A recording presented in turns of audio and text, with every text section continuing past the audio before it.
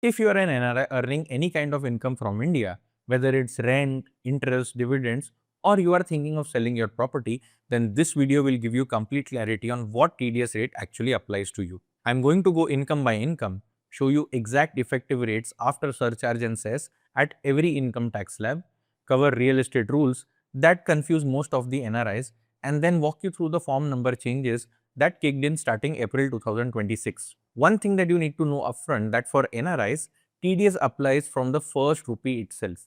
There are no threshold exemptions like residents get.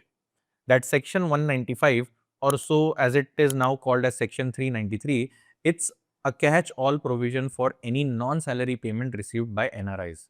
So let's get started with the complete guide for TDS rates. Starting with interest income because this is where most of the confusion sits. NRO account interest taxed at flat 30% under section 115A, and after cess this amount becomes 31.2%, and if your total income in India crosses 50 lakhs, the surcharge kicks in, taking it to 34.32% also in many cases, and then based on the slab, the rate of interest increases or the TDS rate increases and goes up to 42.74 maximum if your income in India is above 5 crores. Now compare that to NRE or FCNR interest, that is completely tax exempt. So zero tax, zero TDS, the same person might have different income, but on this account, there is no TDS that will get deducted.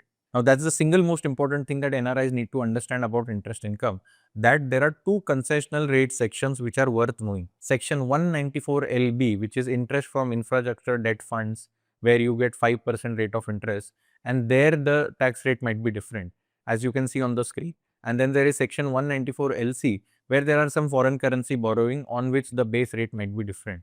Now, this can also go up and down based on surcharge, and which is always going to apply for any kind of rates that we discuss throughout this video. So, that's about the interest income part. Now, let's look at what happens when your investments in India pay some dividends. Since April 2020, dividends are taxable in your hands. So, the company no longer has something called as dividend distribution tax, which used to be earlier. So, for NRIs, the base TDS rates on dividend is 20% flat, and after cess and surcharge, it becomes 20.8%. Keeps on increasing from 22.8, 23.9. Two things that you need to note here is that residents get a 5,000 rupees threshold every year, above which the TDS on dividend kicks in, but that does not apply for NRI. So, for NRI, the TDS applies from day one. Similarly, on your dividends from mutual funds in AMCs, there is a flat TDS of 20%. Next, let's talk about the rental income, and this is where the landlord and the tenant both completely go wrong. So, if you own a property in India and earn rent on it, the TDS is at 30% flat on the full rent amount. After cess, it becomes 31.2%, and with surcharge, some more escalation can happen. Now, the most important thing in this section is that for NRI landlords, the section name is 195, not 194L or 194IB. Now, those sections only apply for landlords where the landlords are resident. And unlike for resident landlords, they have a threshold up till 6 lakh rupees per annum where no TDS is supposed to be deducted. But this threshold does not apply for NRI landlord.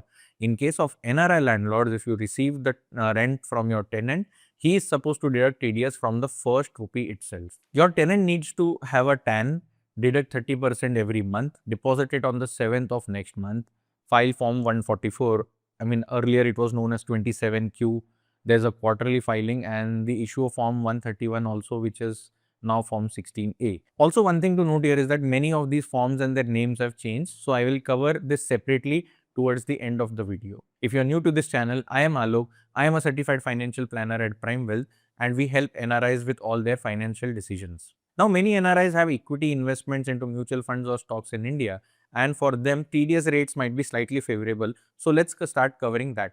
Now, capital gains is where the rate gets interesting because there is a surcharge cap on all these incomes which sort of works in your favor. So, let's say listed equity or equity mutual funds, if you sell them within 12 months, that qualifies as short term capital gain, and the base rate of TDS there is again 20%, with cess is 20.8, and then like we discussed earlier, the rate will keep on increasing based on what is the total amount and how much surcharge is getting added to that. But the most important thing is the surcharge here is capped at only 15%. So, your TDS here will never shoot about 22 or 23% regardless how high your capital gain income is. If you hold your investments for more than 12 months, it qualifies for long-term capital gain. The base rate there for TDS is 12.5%, with cess it is 13, with surcharge another add like 1 or 2 lakhs on top of it. So which will take your blended tax rate to 14.95%. Now, whenever you redeem money from your mutual funds, the TDS will get deducted, but only on the gains realized at that transaction and based on whether that gain was long term or short term. Similarly, for unlisted equities, right now you can see on the screen what are the TDS rates. So now what you need to understand is, for NRIs where you have, let's say, a normal income of 3 crore and you have FD interest, there your base, the surcharge and cess will take you to a 39% tax slab. But whereas if you take any equity investments, the maximum rate that it can go up to is 14.95%. So based on your income type, the difference between the kind of TDS that will get deducted is very high, and this is worth understanding because if you have very high amounts here in fixed deposits, you can move it into mutual funds that give you similar returns like fixed deposits. But the main key aspect there will be, if it is taxed as equity taxation and takes less risk, then your TDS amount deducted will be less and there will be capping to that. Alright, now let me cover two more income categories quickly, which is salary and a few miscellaneous categories there. And the biggest one, which is real estate, which I'll cover after salary. Now, salary income for NRIs who are employed in India, let's say you stay out of India, but you are being employed by an Indian company, will have again a TDS deducted as per their tax slab rate. As you can see on the screen, based on your old regime or new regime, we typically prefer a new regime nowadays. This is how the tax slab will look like. So it is nil up to 4 lakhs, then 5%, then 10%, 15, 20, and that there is no specific other TDS rate. Basically, the TDS is what your current tax slab lies at. You add a 4% cess on top of it and then surcharge based on what your total income is. Now, one thing that catches NRIs every year is Section 87A rebate. Under the new regime, residents earning up to 12 lakhs pay zero taxes because of this rebate. But most NRIs, and I mean most of the NRIs, cannot claim this rebate. So people assume that if I make an income of 12 lakhs and even if I'm an NRI, that will be tax free, but that's not the case. I've made a video about this where many NRIs have the misconception that their income up till 12 lakh will not be taxed.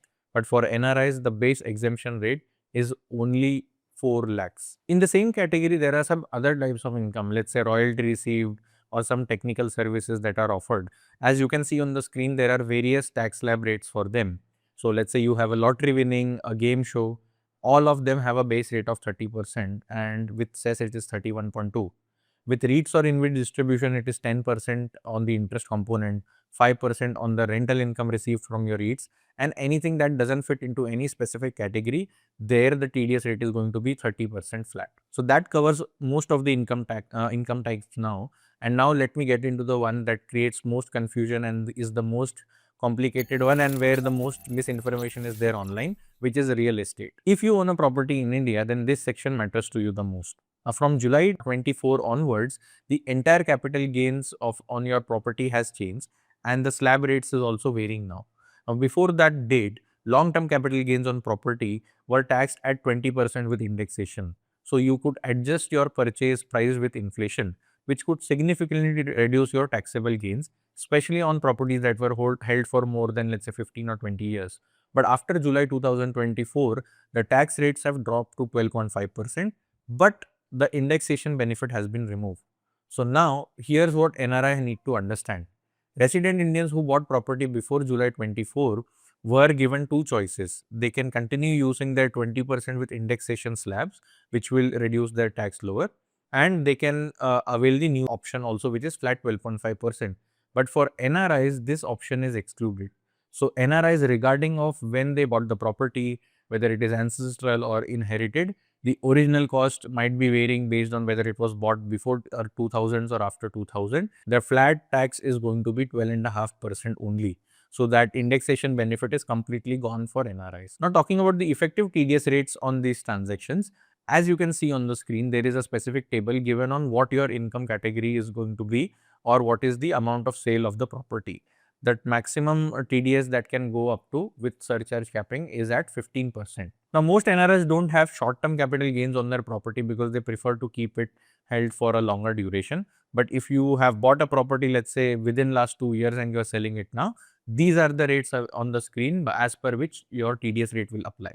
And remember, TDS in case of NRI property sale is deducted on the full sale value, not the capital gain like it was in case of mutual funds or stocks. So if you sell a property of 2 crores and your actual gain is 40 lakhs, the buyer still deducts 12.5% or 14.95% on the entire 2 crores, not the gain part.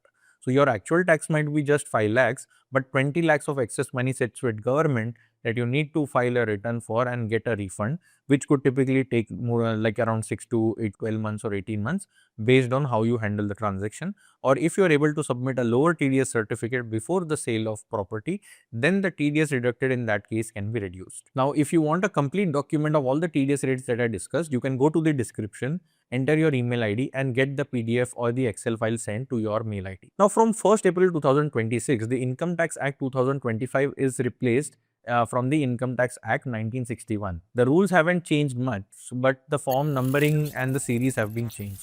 So let me quickly run you by showing on the screen which are the forms that have been replaced. Now, Form 13 is now known as Lower TDS Certificate. Form 128 has been changed. Form 15 CACB is changed and now it is Form 145. Your DTAA form, for which we used to file at Form 10F, now that is called as Form 41. There are quarterly TDS returns that NRIs need to file. Earlier, this was known as 27Q. Now it is known as Form 144. And similarly, all the other changes that have happened. So you can take a screenshot of this table just in case you want to refer this during your income tax filing time. Now, talking about section 195 where the TDS rates were listed, this section name has also changed to section 393. Section 197, which was meant for lower TDS, is now section 395, and section 206 AA, that was meant where there was no PAN applicable, that has changed to 401. One more practical change coming later this year is from October 1st, 2026. Resident buyers of NRI properties will use their PAN instead of applying for a separate TAN for the TDS submission process. Right now, the buyers need to separately apply for a TAN, which unnecessarily creates friction in these transactions. But that requirement has completely gone away from October onwards. The TDS rates will remain same, but the process to do that paperwork will simplify. Now, before I wrap up, I want to go through 5 mistakes that I see my NRI clients making over and over again. Each one of this is avoidable, but if you don't keep this in mind, then it will cost you real money. So let's talk about these 5 mistakes. The first is about your tenant deducting TDS. Now, the tenant should know that he has to deduct TDS for you under the older section of 195. Most cases what happens is tenant first of all was living in a property which was owned by a resident individual, so he never had to deduct taxes or TDS. But now since he has moved to a property which is owned by an NRI, he is supposed to deduct TDS every month and file that. And in many cases of NRIs, they completely miss this point, which makes the tenant as well as the landlord at fault. The second mistake is about selling your property without applying for a lower TDS certificate. Again, like I discussed it previously in the video, if you apply for a lower TDS certificate, then the amount of TDS that will get stuck with the government will be very less, or the entire compliance of going through the refund and whether you get that or not completely reduces. But depending on when you are selling the property, even that becomes relevant. If you are selling your property in the last quarter of a financial year, then maybe you can just pay higher TDS and then get a refund in the coming 2 to 3 months. Mistake 3 is not filing Form 41 at the start of a financial year. Now, that Form 10F, which was an older form under the DTAA declaration, which is now known as Form 41, has to be used if in case you are going to avail for a DTAA rate and lower your TDS in case of dividends, which again I will make a separate video on. Mistake 4 is claiming Section 87A rebate. Like I said, most of the NRIs cannot claim the Section 87A rebate, which lets you have tax-free income up till 12 lakhs. For NRIs, the tax-free income is only 4 lakhs. And the mistake 5 is the buyer of the property deducts TDS under Section 194A at 1%, thinking that this is a normal property transactions.